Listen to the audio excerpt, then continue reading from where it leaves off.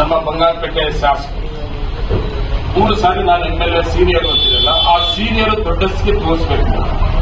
3 ಸಾರಿ MLA ನಿಮ್ಮ ದೊಡ್ಡಸ್ಗೆ ತೋರಿಸಬೇಕು. ಏನು ಕ್ಲಾಸ್ಪೆಕ್ಟ್ ನಮ್ಮ ಬಂಗಾರಪೇಟೆ ಶಾಸಕರು.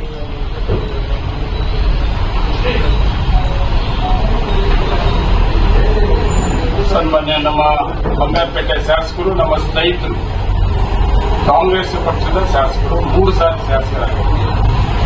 ನಂಜೇಗೌಡರು ಬಂಗಾರಪೇಟೆ ತಾಲೂಕಲ್ಲಿ ಬಿಜೆಪಿ ಅಭ್ಯರ್ಥಿಗೆ ಕೋಟ್ಯಾಂತರ ರೂಪಾಯಿ ದುಡ್ಡನ್ನು ಕೊಟ್ಟು ಸಹಕಾರ ಮಾಡಿದ್ದಾರೆ ನಮ್ಮ ಅಭ್ಯರ್ಥಿಯನ್ನು ಸೋಲಿಸೋದಕ್ಕೆ ಅನ್ನೋದು ನಾನು ಪ್ರಜಾವಾಣಿ ನೋಡಿದೆ, ಲೈವ್ ಅಲ್ಲಿ ಕೂಡ ನಾನು ನೋಡಿದೆ.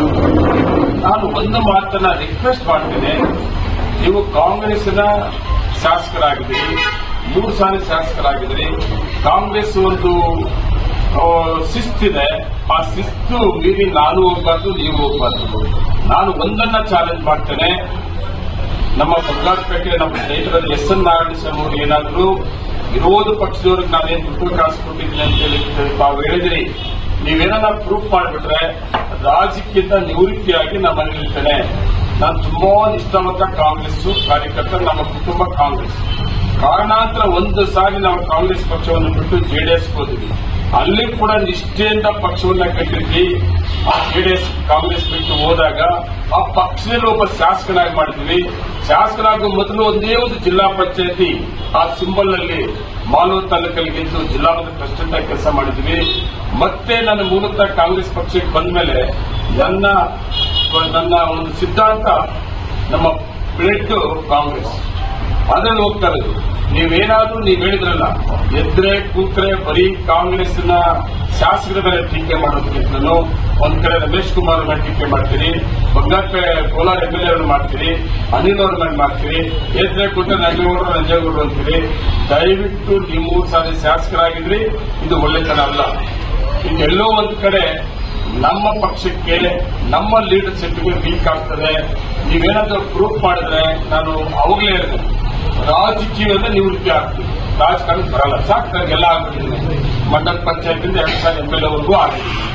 ನಾನೇನಾದ್ರೂ ಪಕ್ಷಕ್ಕೆ ದ್ರೋಹ ಬಂದಿದ್ರೆ, ಪಕ್ಷದ ಕಾರ್ಯಕರ್ತರಿಗೆ, ಪಕ್ಷದ ಲೀಡರ್ಗಳ ದ್ರೋಹ ಬಂದಿದ್ರೆ ರಾಜಕಾರಣ ಆಗ್ಬೇಕು. ಪ್ರೂಫ್ ಮಾಡಿಬಿಟ್ರೆ ನಾಡಸಭರು ನಾನು ರಾಜಕೀಯದಿಂದ ತುಂಬಾ ದೂರ ಆಗ್ತೀನಿ. ನಾಡಸಭೆಗೆ ಒಂದು ಮಾತನ್ನು ಹೇಳ್ತೇನೆ, ನೀವು 3 ಸಾರಿ ಎಂಎಲ್ಎ ಆಗಿದ್ದೀರಿ, ದಯವಿಟ್ಟು ಇದು ಮಾತಾಡಬೇಡ್ರಿ. ಇದು ಮಾತಾಡೋದ್ರಿಂದ ನಿಮ್ಮ ಲೀಡರ್ಶಿಪ್ಗೆ ಎಲ್ಲೋ ಒಂದ್ ಕಡೆ ಧಕ್ಕೆ ಆಗ್ತದೆ. ಪಕ್ಷಕ್ಕೆ ನನಗೂ ಬಂಗಾರಪೇಟೆಯಲ್ಲಿ ನನ್ನ ಸಂಬಂಧಗಳು ಹೆಚ್ಚಿಗೆ ಇದೆ, ಮತ್ತೆ ಬಾರ್ಡರ್ ಇದ್ದೀನಿ, ಎಲ್ಲಾ ಜಾತಿ ಸ್ನೇಹಿತರಿದ್ದಾರೆ. ನೀನು ಮಾಲೂರು ತಾಲೂಕಲ್ಲಿ ನೀನು ಯಾರ್ಯಾರು ಮಾತಾಡ್ತೀವೋ ಅವ್ರಿಗೆಲ್ಲ ನನಗೆ ವಿರೋಧ ಮಾಡೋದು ಹೇಳಿದ್ಯಾ? ಇಲ್ಲ. ನಾನು ಕೂಡ ಅಷ್ಟೇ, ರಾಜಕಾರಣ ಬೇರೆ, ಸಂಬಂಧ ಬೇರೆ, ಸ್ನೇಹ ಬೇರೆ.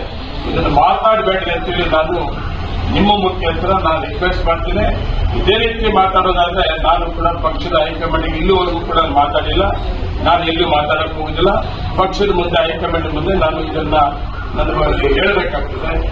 ಏನಾನಿದ್ರೆ ನಿನ್ನೆ ಕೂಡ ಹೇಳಿದ್ದೀನಿ, 3 ಸಾರಿ ನಾನು ಎಂಎಲ್ಎ ಸೀನಿಯರ್ ಅಂತಿರಲ್ಲ, ಆ ಸೀನಿಯರ್ ದೊಡ್ಡಸ್ಗೆ ತೋರಿಸಬೇಕು. 3 ಸಾರಿ ಎಂಎಲ್ಎ ನಿಮ್ಮ ದೊಡ್ಡಸ್ಗೆ ತೋರಿಸಬೇಕು. ಏನು ಕ್ಲಾಸ್ಪೆಕ್ಟ್ ಆರ್ಡರ್ ಮಾಡಿ. ನೀವು ನಾವು ವಯಸ್ಸಲ್ಲಿ ಸಿಕ್ಕೋದಿರ್ಬೋದು, ನಾವು ದೊಡ್ಡವರಿರ್ಬೋದು ವಯಸ್ಸಲ್ಲಿ.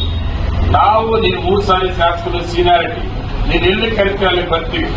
ಒಂದು ನಮ್ಮಲ್ಲಿ ಮಿಸ್ಟೇಕ್ ಇದ್ರೆ ಏನು ನಾವು ಕೇಳ್ತೀವಿ, ನಿಮ್ಮಲ್ಲಿ ಏನೋ ಮಿಸ್ಟೇಕ್ ಇದ್ರೆ ನೀವು 3 ಸಾರಿ ಎಂಎಲ್ಎ ಆಗಿದ್ರು ಕೂಡ ವಯಸ್ಸಲ್ಲಿ ನಾವು ದೊಡ್ಡವರಿದ್ದೀವಿ, ನಾವು ಹೇಳೋದಕ್ಕೆ ಒಳ್ಳೇದು. ಇದನ್ನು ಕೂಡ ನಾನು ರಿಕ್ವೆಸ್ಟ್ ಮಾಡ್ತೀನಿ.